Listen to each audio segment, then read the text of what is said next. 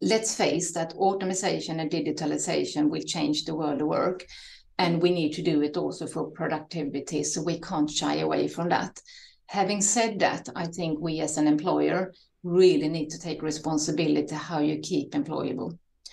So you need to start a conversation. And for me, it doesn't need to be threatening, because I think most job will actually be more engaging and actually be maybe even more empowering. So let's not look at this as a threat, but still understand that organizations need to drive efficiencies to be staying competitive. And how do we then, in a proactive manner, support our co-workers to stay employable? That has been our thinking.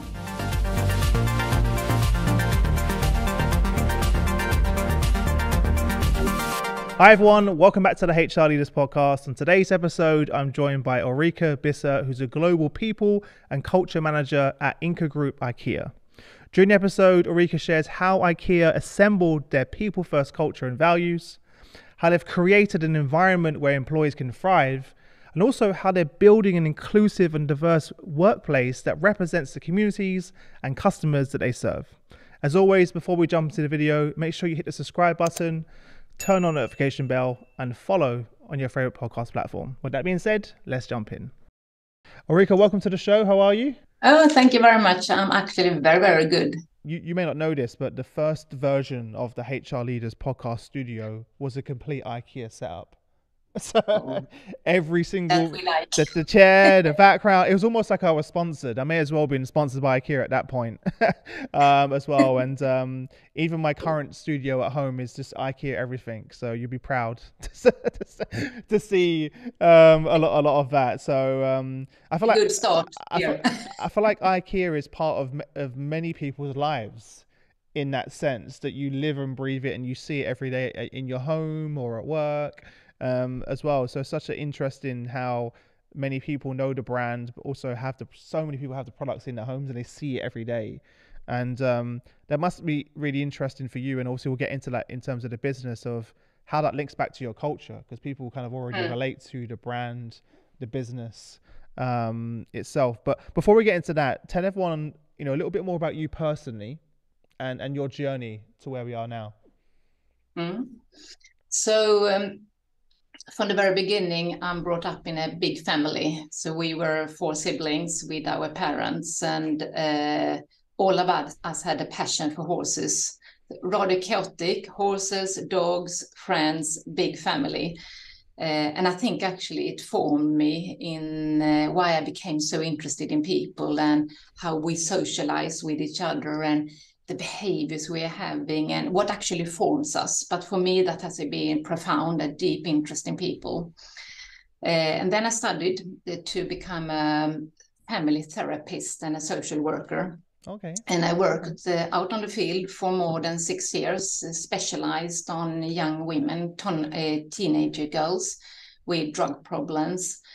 And I always say that the people I worked for and with was actually not at all the challenge for me, but the organization were. I felt that the organization was bureaucratic and I felt it was quite slow. So I decided to go back to university. And at that time, I'm not sure I understood it's going to be human resources, but I took a degree in labor law, in personal administration, in finance and leadership. And then it actually led to, I'm from the area where IKEA is born. So the company was so much dominating in the area. At that time, actually, I lived in Stockholm, but I saw a position that I thought, wow, this is really interesting for me, where they needed a person a little bit more with my background also. So, and the values was, of course, something that I was attracted to. And after the first interview, I just felt this is where I want to work. Nice. And then I started to work at IKEA in 97. I thought maybe I stay 3-4 years. I'm quite a rest person. Yeah. And now 25 years later, I still feel that it's the same company, it's the same culture, it's the same business idea, but it's been so many changes. And I lived in different countries as well. And since now 7 years, I'm living in the Netherlands, I'm Swede. but so it's just changed. So it's amazing how it can be like that. That was not what I thought from the beginning. That's incredible. And now I'm here talking to you. What would you say, going back to your first career, what would you say that you learned in your first career that's helped you now as a people and culture I leader? think what I learned firstly is that any one of us can come to a situation in life where we don't want to be. So I have deep respect for how quickly life can change. Mm-hmm. But then secondly, what I learned specifically when I worked with those young teenagers was the need of someone believing in you. Yeah. And that made the difference. So at that time, at least, I'm not sure how it is now. I think it was, as I told you before, quite bureaucratic. It was processes and rules and very much, I think, authorities and regulations to follow. But what I learned is that those people needs to be recognized. They need someone who's seeing them. And if you could send the message that I believe in you without saying it, maybe the self-confidence actually increased, and then the change just came, and that could come quite rapidly. And I think that goes in a business organization as well. If you have leaders that believes in you, maybe give you a little bit too big job, a little bit too early, and with the right support, your self-confidence increase and you can do something amazing. And I think we as human beings, we can do nearly anything, but we also need to believe it in ourselves, but also that we need support from other people. Yeah. No, I love that so much, and kind of takes me back to a child playing sports. I grew up playing ice hockey, and when our coach was very much a leader in that way, that he kind of saw things in me that I didn't see in myself, you know, to take, and even, and to your point, even though I thought I wasn't ready, I'll be, and we always feel like you're never ready. It would push me to that next level, right? And that's something that's taken over to my career in business as well. One of the things that me and Shane, my co-founder, talk about is seek discomfort. It's kind of one of our sayings, our mottos. So, you know, it's in those uncomfortable places where the growth happens.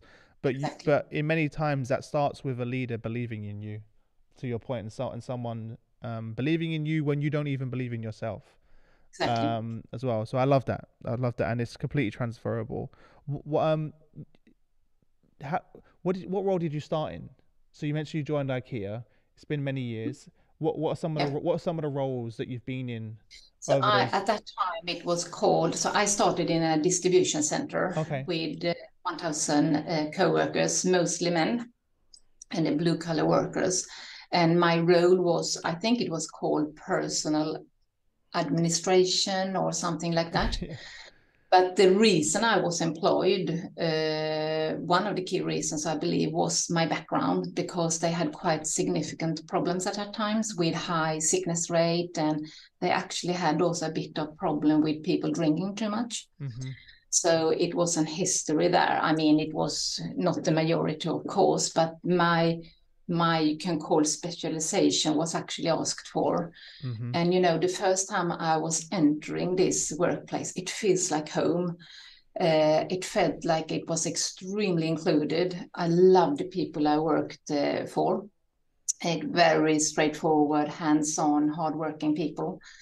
So that was my first. I actually learned, I think, my profession from the very start. You know, all the HR processes, how you recruit, how you develop, how you onboard, how you work with succession, how actually you have conversations with people, but also tough conversations sometimes. All of that, I think it was a super good school, actually. Yeah, amazing. And what would you say is the main thing that just kept you in the business for over 20 years, which is very unheard of in this day and age? Yeah, I think what IKEA stands for, it has such a profound culture and value, something that is real. It's not on the walls. It's not like we're saying it because it's the right thing to do. So I feel I can be myself at this company. I don't feel I need to put on a mask or go into a role that is not me.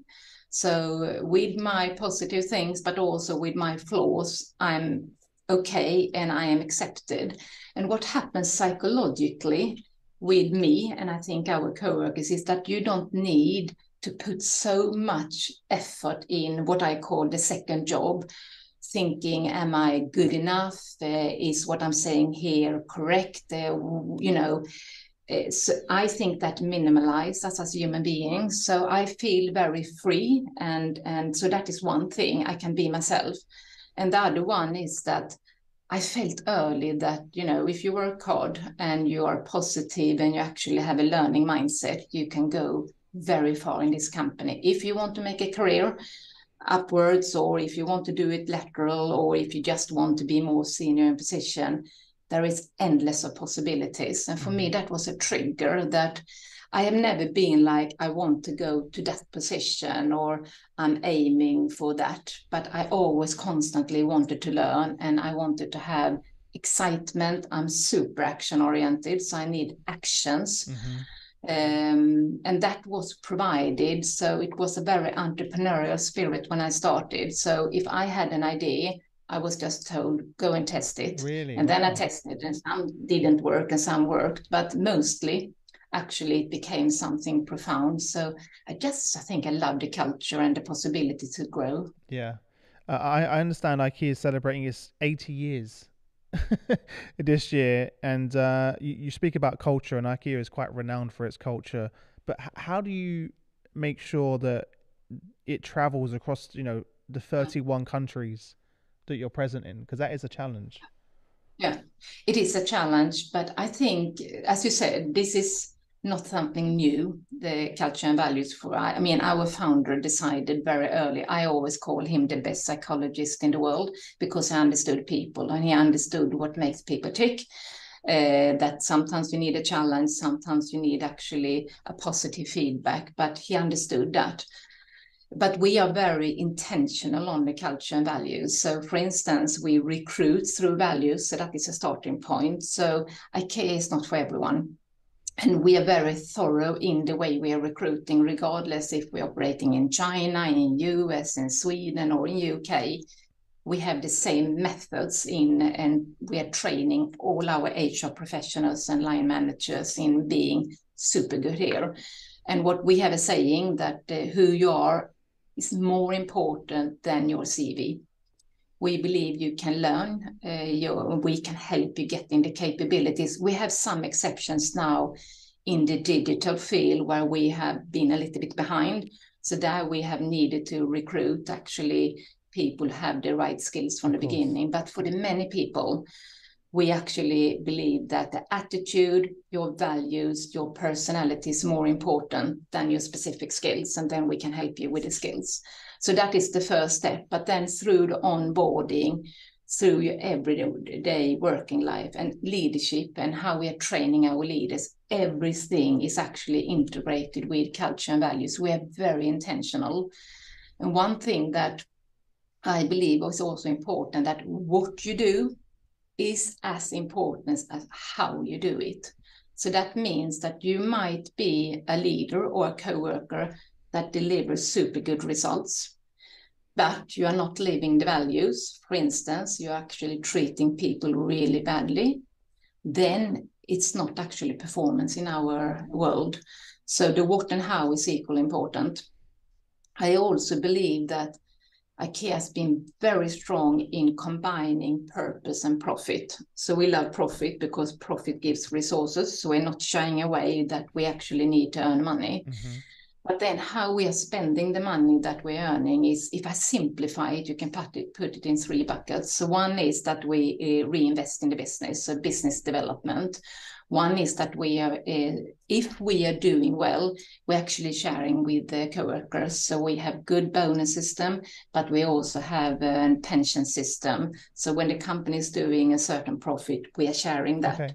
And then 1/3 is going back to IKEA Foundation, that is supporting communities and people that is more vulnerable. You can call it the charity organization. So it's very combine the purpose and profit, which I think also forms the culture. So if you ask our coworkers, there's extremely high rating and that you feel proud to work for IKEA, and our engagement index is 81%, which is very high for a retailer. So I think that forms also part of the culture, and that I feel a belonging to something bigger than only the work. So the culture is IKEA, if you ask me. It's our DNA, and it's the most important we have, actually. I think it's our competitive advantage. No, I love it. Going back to what you mentioned earlier when you're recruiting, could you break that down a little bit more about how you recruit for those soft skills as opposed to just the technical skills? So what we're doing through the interview process, and you meet a couple of different people during the process, but everyone are actually asking questions in relation. So we have a set of questions, we have a set of sub-questions, we have tools for when we know where we are successful, because sometimes we are not. So it's if you are coming to an interview to IKEA, we are not discussing only your capacity or capability. That might be the small part. Firstly, we talk about you. So if I talk about me when I'm recruiting, I want to know a little bit about your background, what makes you tick, what difficulties you have had in life, your childhood, what has formed you to who you are today. Then it's also that we have a set of values, and here we can actually discuss them, but also assess if they are important for you. There is maybe not 100% matching, but the majority needs to match. So you have questions for each value. So this is the value, and these are some questions I can ask to assess. Yeah, and we have then answers also that we know, because we're using quite much data today, so we know those answers are more likely to be a good fit for us than other answers. We have also looked into if we can digitalize this, but it has not been very successful so far. I was going to ask you that. Do you use a platform for this at the moment? Not at the moment. No, we tried it once and it was really not successful. So, but that is actually I have that a little bit as a goal that you can go in, because it's not only about us choosing the right person, it's also for the person to choose the right company. But for instance, if you like to be a spender where status is very important for you, we are traveling economy class. I always say we are straightforward doers. So quite simple, quite straightforward. We like to get the job done, don't make it complicated. We don't like hierarchy. So because of I'm having a certain position doesn't mean if I'm out in a store that I'm more. Of course, let's not be naive that there is, of course, an unspoken hierarchy. But I think if you were asking people about top leaders, I think they would say, yeah, they are like the rest of us. Yeah, that's what it should be like. That's what it should be. Yeah. No, love that. One of the big things that we talk about on the podcast is, how do we help our employees thrive at work? A big part of that is creating a psychological safety, and some of the things you've already spoken about, the cultural values. But what are some of the other ways that you help create that environment that everyone at IKEA can thrive at work? And empowerment, I think, is the key. So first, I love the psychological safety. So I just need to pick up on that how do you create an environment where people feel safe enough to speak up and to be themselves? I think it's very dangerous if you have a culture where people are not doing that, because ultimately, I think it will destroy your business. You will not get the best ideas. You will lose creativity. You will lose innovation. So we really encourage an environment where people speak up. And sometimes it's not the right thing, and sometimes maybe it's even not correct. But you will find the real golden nuggets by having that culture. So that is one part. But then firstly, it is the culture and values that I discussed before. You need to be intentional in your culture to make people thrive, and really realizing a job is a big part of your life. And I think it's very important that the job is not only a pay slip, because it will drainate you. So how can you create that environment where you are taking responsibility and you're allowed to take responsibility, where you're allowed to take decisions? So we want to push the decisions as close to the customers as possible.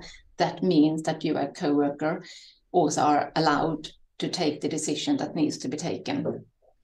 Then I think leadership is a key. There are many bad leaders that is influencing people's lives.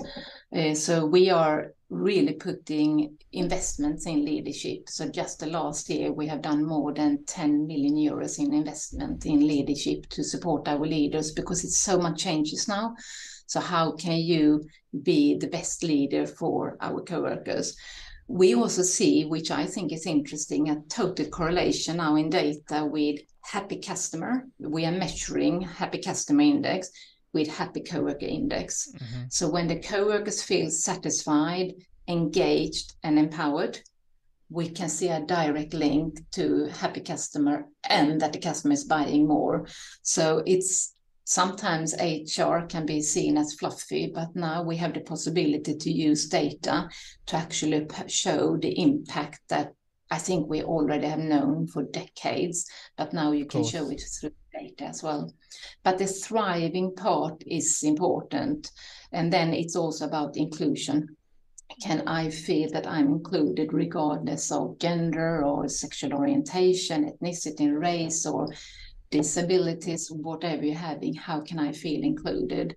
So it boils down all the time to having fun jobs, of course, but also having an environment where I can be myself, where I feel I can grow, where I can feel included, and where I feel that I'm allowed to take responsibility. So giving and taking responsibility is one of our core values. So it's actually many things that is combined, but when you hear me talking, it's quite much soft skills that I'm talking about. Yeah. Mm-hmm. Yeah, no. And that, as you said, if you get that part right, you can teach the hard skills. Exactly. You know, so which I love it. You know, for a long time it was the other way around. Exactly. But so I'm glad you're getting it right from the very beginning, and you're clearly your founder, like you said earlier, understood that from the very beginning, which has completely shaped your culture and who you are as an organization, deeply entrenched in that people first approach. People first is the right thing. And then I think now with digitalization and technology changes, I believe that the human skills and what we call the soft skills will be the new hard skills. Yeah, power skills, right? You know, in that sense. So could you break down some of the specific things you're doing? So you mentioned the investment in the leaders. What are some of the specific areas that you're investing in to upskill them on, to help them? So if I start with the COVID, because the COVID was a bit like before and after for us. So we were forced, because everything changed so rapidly, and 70% of our stores got closed very quickly.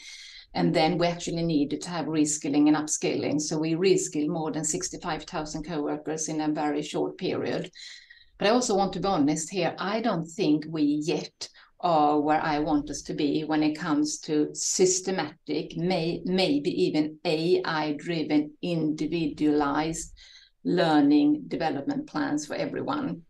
But we are testing and trying. So I can give you one example. We have had something that we call call centers. So co-workers were answering customers, questions if something was not working or so on. Now they are customer support centers, and the same co-workers have been reskilled and upskilled. Is 8,500 co-workers now, where they are meeting the customer in a very different way. So they meet them through social media, through chats, but also through video meetings, where the co-workers might help you with interior design and home furnishing knowledge. And that has been a significant change. And we can see that this business is growing. We have been 1%, today is 2.6, is equal 1.3 billion euros, and we're going for 10%. Wow. I believe that the job is more fun. And that has been one way of reskilling and upskilling. But if I'm taking a little bit the outside IKEA perspective, I believe that learning and lifelong learning is the new norm. And I think that societies, meaning governments, educational system, businesses, but also individuals, all of us need to go together to see what is the optimal way to support co-workers with reskilling and upskilling. We have decided that we want to keep you employable as a co-worker, if it's in Ingka, IKEA, or outside. And that is actually a responsibility for us as an employer. But it's big. And I think that anyone who's listening here, this is not happening to someone else, it's happening to us as well. So the learning mindset, I think, will be key. And as I said before, it's also very much about the soft skills. So the example I gave you on customer support center, it's very much how do I connect emotionally to a customer? How actually do I conduct a dialogue? So again, the soft skills is the new hard skills. But I have respect for what we need to do going ahead.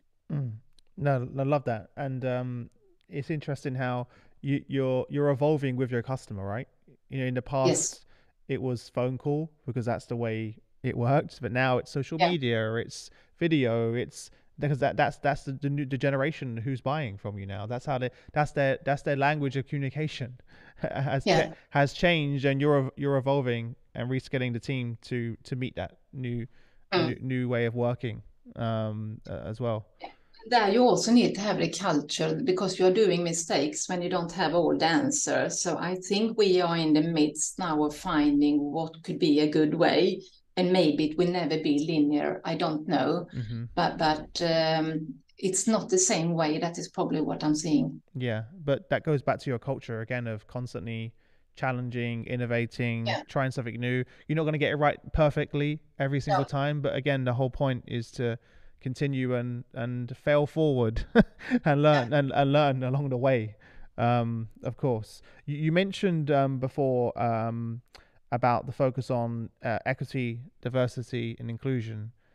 Um, could you walk us through some of the practical things that you're doing um, to, to to move the needle and have Yeah. conversations and push this? And I think the most important also here is that we started this nearly 2 decades ago. Oh So wow.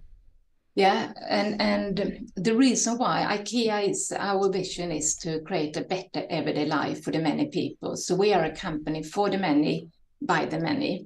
And at that time, there was questions, okay, we are a company for the many. How come there are so few females on leadership positions? And at that time, I was young, but I was also in a distribution center. So for instance, on the you can call it on the floor, it was only men who were leaders, no females whatsoever. And then we decided, and the executive team decided this will change. So they set very tough goals, meaning 50-50 throughout the organization, even if we will allow a journey. But I think that is important. You need to have your top with you. You need to set the goals. And then we are very action oriented as a company. So we started to go. So all organizations started to move. And if I'm taking my distribution example, we actually recruited many female leaders. We only didn't one because that we have understood that that would not be good. So we actually had a majority coming in. And the interesting part, just as I remember, is that the men also preferred it after a while because they said the work environment became differently. So if I'm looking at our data today, we are having on gender balance 50-50 throughout the organization. So in each market, we have a CEO. There we have 50-50, but maybe more interesting in our management team Hmm. throughout the world is also 50-50. Wow.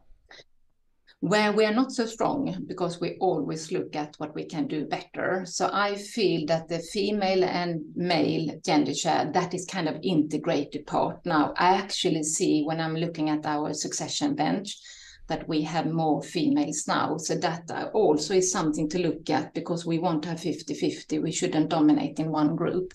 Where we're not reflecting the customer base is on ethnicity and race. So that is our next step now, that we have set that we want to reflect the market and the community where we're operating. Mm-hmm.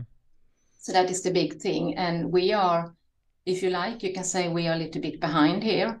So we have started different programs. So one is a program we call Bloom. So we are actually training next generation leaders. So we are training 100 every year. That is also reflecting groups that is not represented well in our company. So we are fast tracking so they can become market managers, meaning store managers, within 3 years. Mm-hmm. So they will be also young when they get the positions.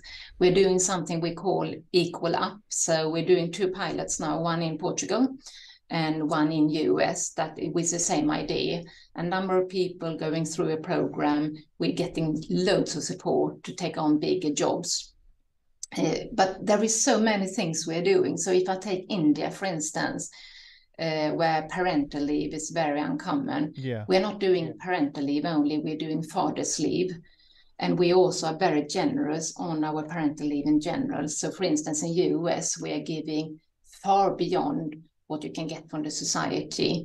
So it's in different portions. We are supporting quite hands-on. We are having daycare in some countries because we see that has been the biggest barriers for me to actually work specifically as a woman. Then another thing we are doing is that, because even if our figures are good, so 81% of our co-workers feel included, we have done a survey now that 38,000 co-workers answered on. And the patterns we could see, we are very strong in very much, but the patterns we can see that the groups are more representing minorities are feeling more excluded. Oh, okay. So here we need to go down to details. Mm-hmm. And by that, then, depending on the market, we're trying to close that gaps. Yeah. And we also, from a societal point of view, we are really advocating positively, for instance, for LGBT plus communities and their rights, but also violence against women is something that we have taken a standpoint against, and also supporting and educating, because you can connect that to home. Most of the violence happens at home, and we are a company that I really want to have strengthening home for everyone. Mm-hmm. So that is also connected. So what I'm trying to give you, that we're doing big things and small things, but I would say we're quite intentional what we're doing, and we are super committed. Yeah. And it has been, in that sense, it's not difficult. And I think it's connected to that we want to be a company for the many by the many. And the many is actually represented from diversity, equality, and inclusion. Yeah. Wow, so much to unpack that you went through. I don't know where to start. For those underrepresented groups that you mentioned and those programs, who's leading those? Because you mentioned obviously the training, etc., the fast tracking. Yeah. Who's leading that internally? So it's a combination of. So if I take the Bloom program with the 100, that was actually, if I say, we set up the framework globally on how we can do it, also from the recruitment point of view and also the financial point of view. And then each market committed to a number of people that they are doing. Then you have the line manager there, and the people and culture is supporting. On the Equal Up, it's the 2 markets who's leading it. So Portugal, it's actually our retail manager in Portugal, together with the people and culture manager, and it's the same in US. And then, of course, the equality team is very engaged, and is also to help with profound knowledge buildings. For instance, we are doing rapidly bias training for all leaders, and that can come from those 2 countries, because we get learnings while we're doing this. But in general, it's always driven from the market, from the line manager, supported by the people and culture team. Mm-hmm. And is it a mixture of in-person and digital? Do those populations in those different countries collaborate as well and network with each other? How does that work? Yes. Yeah, I think that is one of our core values, is togetherness. And we are I call it also interdependent leadership, meaning that 1 + 1 = 3. So we have that as a culture. So, and sharing mistakes and sharing learnings. And when we meet leaders together, we also are sharing how we are doing in webinars and so on. So it's an ongoing journey. But that is so natural for us to share how we are doing things. Yeah. So you do a mixture of virtual, so you can have Yes. those different Yeah. different people Yeah. collaborate and meet each Yes. other, and as I said, learn from each other Exactly. along the way. That makes sense, and Yeah. that's also a part of creating that stickiness, and also that's where kind of the diversity of thought and innovation. You're connecting people from different parts of the world, Yeah. and again leads back to your culture and your values Yes, it does. as well. And when I worked a long time ago now for our range and product development part, and what we found is that when we add people from different cultures, nationalities, and ethnicity, age, gender balance, we actually produced and developed better Of product that was course. selling. Yeah, no surprise. So, so it's kind of given, but at that time we were a little bit shocked actually of the results. But Yeah. So it isn't just the right thing to do, it's also a great business. exactly. And sometimes you in some organizations you need to convince by having the results and business as a starting point. Yeah. Um, Mm. Just yeah, out of curiosity, because of the kind of the digital learning space has kind of exploded over the last couple of years. What platforms and solutions do you use? Have you built something internally? Have you collaborated with a partner? What's been the we have a approach? combination of both internal platforms but also external platforms. But I think our next step is to find what is the best one going ahead, going forward. And there we are not, as I said before, I'm not fully happy and satisfied where we are yet, but we have different combination Okay. of platforms. And then also depending on the markets, like in China, it's much more advanced, but much more driven from technology. Mm-hmm. So they have found one way where they have bits of learning where you can use your phone when you're working also on the shop floor. You can learn while you're literally walking or talking to the customers.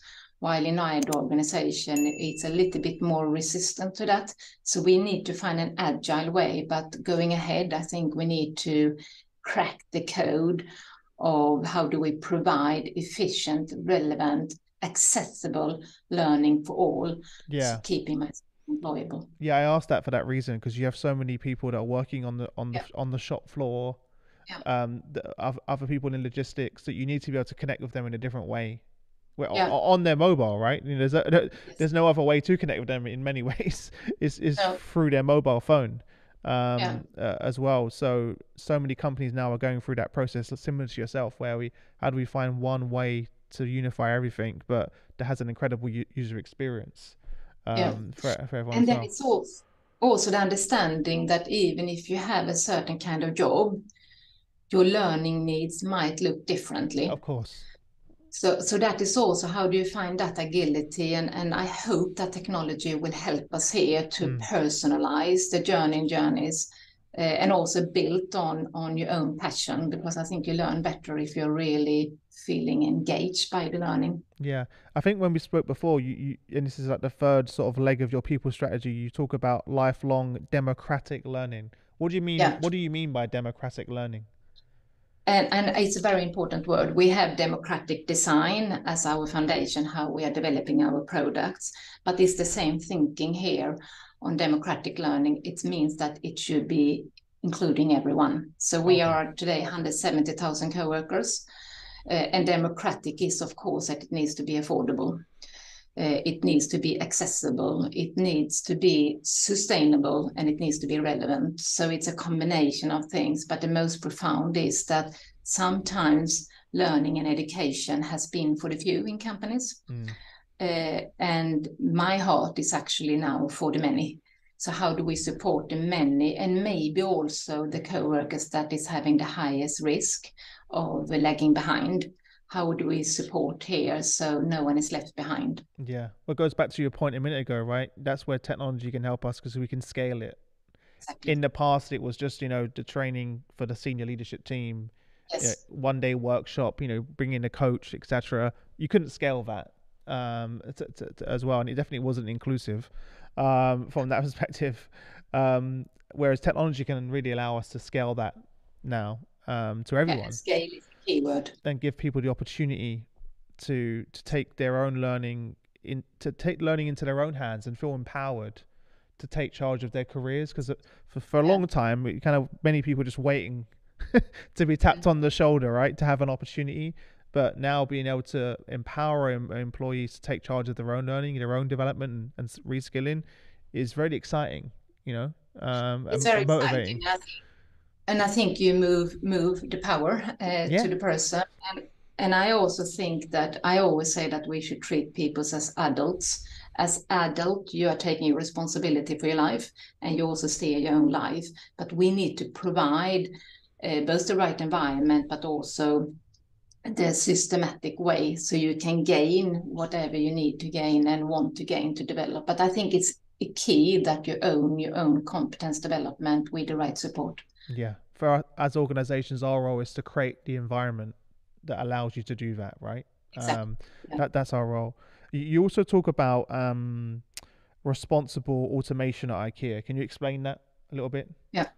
You used the word before, people first, and Mm-hmm. I think we talk about people adding value. So let's face that automation and digitalization will change the world of work, and we need to do it also for productivity. So we can't shy away from that. Having said that, I think we as an employer really need to take responsibility how you keep employable. So you need to start a conversation. And for me, it doesn't need to be threatening, because I think most job will actually be more engaging and actually be maybe even more empowering. So let's not look at it as a threat, but still understand that organizations need to drive efficiencies to be staying competitive. And how do we then, in a proactive manner, support our coworkers to stay employable? That has been our thinking. Yeah, no, it's really important, and it's going to take some time for us to figure out the right combination, right? And get again, but it's no one has all the answers No. when it comes to this as well. But I think as long as we're looking at it through that lens, whenever we're making decisions, or through what technologies and platforms, that we look at it for a people first lens, that's where it should start. And in many ways, you'll very quickly realize whether that's the right product or solution if you look at it through that lens, if that makes sense. Yeah. And start there as the foundation. Yeah. And then there too, and I know this can be challenging for some companies, but we are in the fortunate situation and that we can also think long term. So long term, and of course here and now, but that helps us actually in the lenses also that it can also be seen as an investment for a little bit longer time, and that is also sustainable, I think, for the future. Yeah. Well, look, I now I understand more why you've been there so long with the business. And what would you say and I wasn't expecting to ask you this, but given everything you've told me, what are you most proud of? Do you mean work-wise now? Yeah, just like you've with all of the work you're doing, and when you kind of sit back and you're at home having a glass of wine, when you reflect, what are you most proud of? I actually think it is how we showed up as an employer during the COVID. When you're in a crisis situation, I think the moment of truth show who you are as a company. Mm-hmm. And we were, like everyone else, totally caught on, have no clue what to do. And we didn't even know if we were going bankruptcy. So let's not forget that environment we were in. But even though, when I'm looking back now, because it became mostly a people topic, in every step what we did, I'm so proud from how we decided to keep salaries, how we supported our co-workers with childcare support. We gave an uppskatta, that means appreciation, an extra bonus. We super focus on mental well-being, because we saw that it increased. We started a campaign that we call "Are You Okay?" where we actually decided to really tackle biases against mental health. It's an area that I'm very interested in. So, you know, step by step, what we did, we reskilled 65,000 co-workers. We supported co-workers in massive way. Also, we added a big fund for the most vulnerable co-workers also, so they could support their families financially. So if I look at what we did in the speed we did it, where we redirected our business to more or less be, we were mostly operating in our stores, and suddenly we were mostly operating online. I think we showed that our culture and values in action was real.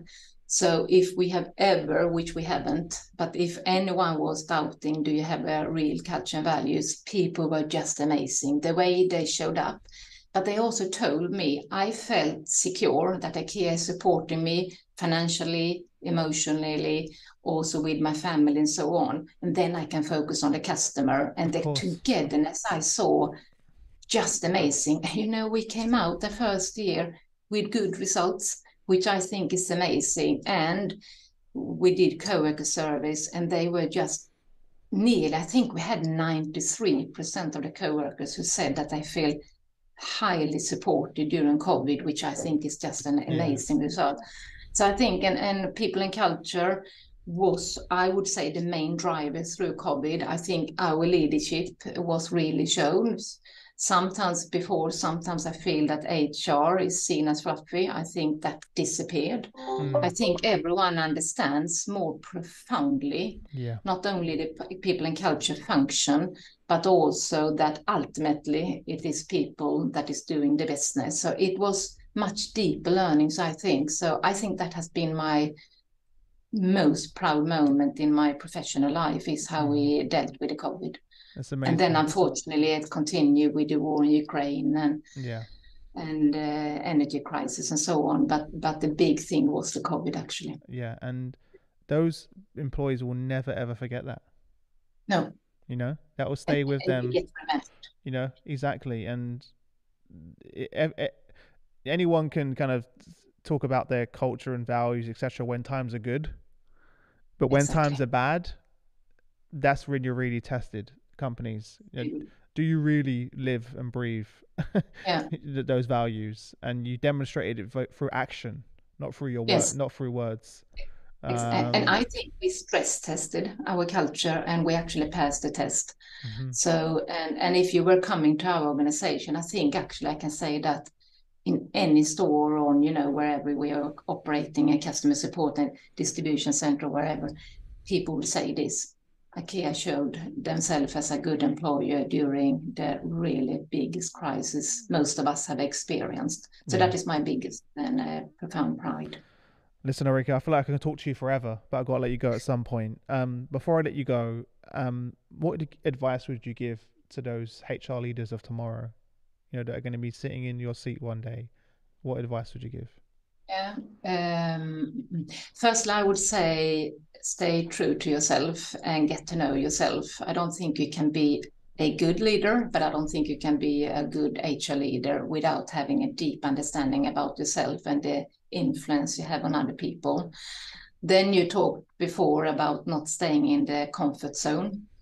The real learnings and the real growth happen in the uncomfortable. It happens in the unknown.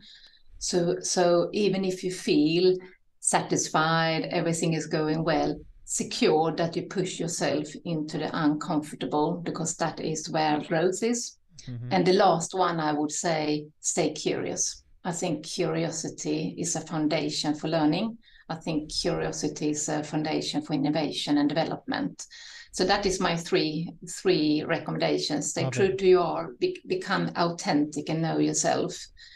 Really, now I forgot what I said as number 2, but you said I forgot at this point. Yeah.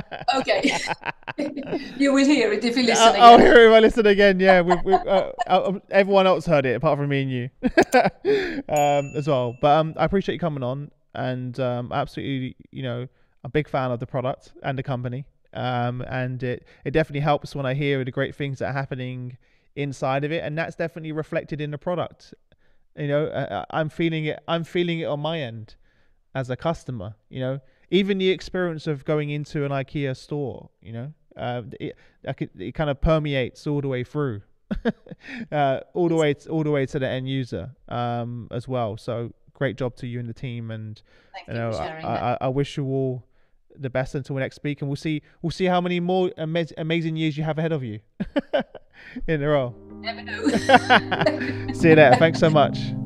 Take care. Have a nice day. Bye.